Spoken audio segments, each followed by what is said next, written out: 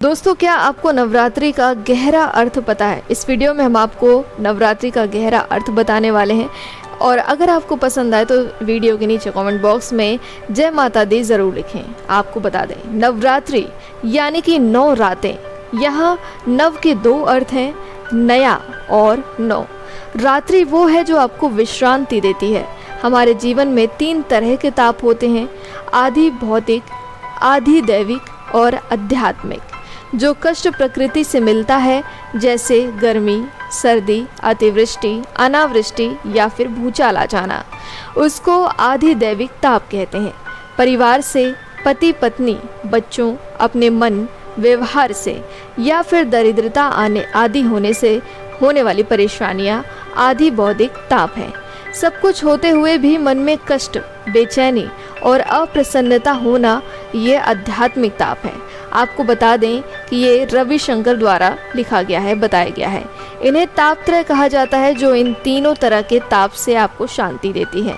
वो रात्रि है, वो सभी पशु पक्षियों को भूख प्यास, दुख दर्द से हटाकर अपनी गोद में सुला देती हैं। हर शिशु 9 महीने अपनी माता के गर्भ में विश्राम करता है। विश्राम से उसमें नई चेतना पैदा होती है। हर वर्ष 9 दिन अपने स्रोत में दिव्य चेतन शक्ति में डूब जाने को ही नवरात्रि कहते हैं। उसी चेतन शक्ति को देवी माँ कहा गया है। माँ हमें भीतर से सुख देती हैं, वो हमारा कल्याण करती हैं। नवरात्रि के पहले दिन 3 दिन तमोगुण से संबंधित होते हैं, जो अंधकार और भारीपन का प्रतीक है। अगले 3 दिन रजोगुण से जुड़े होते हैं, जो सक्रियता और बेचैनी का प्रतीक है। आखिरी 3 दिन सत्व गुण का उत्सव मनाया जाता है, जो शुद्धता और शांति से संबंधित है। नवरात्रि के 9 दिन में हम देवी भगवती के तीनों रूपों की पूजा से तीनों गुणों के पार हो जाते हैं। पहले 3 दिन देवी दुर्गा का आह्वान किया जाता है, जिनकी प्रार्थना से मन की अशुद्धियाँ दूर हो जाती हैं और हम राग, द्वेष, अहंकार और लालच जैसी बुरी प्रवृत्तियों पर विजय प्राप्त कर लेते हैं।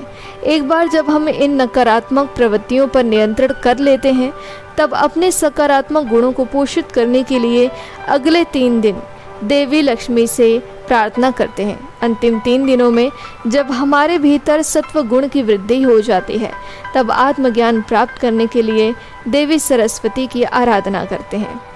पुराणों में एक कहानी प्रचलित है कि रक्त बीजासुर नाम का असुर था और उसे ये वरदान प्राप्त था कि जब भी उसके रक्त की एक बूंद भी धरती पर गिरेगी, तो उसे एक बूंद से 100 अन्य रक्त बीजासुर पैदा हो जाएंगे।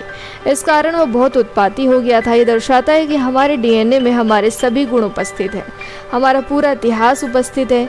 इसलिए यदि किसी परिवर्तन की आवश्यकता है तो वो है बीज में होना चाहिए, और ये परिवर्तन देवी माँ ही कर सकती हैं। वो ज्ञान, प्रेम और क्रिया की अपने त्रिशूल से रक्त बीजासुर जैसे असुरों का जड़ से विनाश करती हैं। जब ज्ञान की कमी होती है, तब आप इच्छाओं में फंस जाते हैं। कभी कभी आपके पास ज्ञान तो होता है, लेकिन आप उस पर कार्य नहीं करते और फिर आपको कष्ट होता है।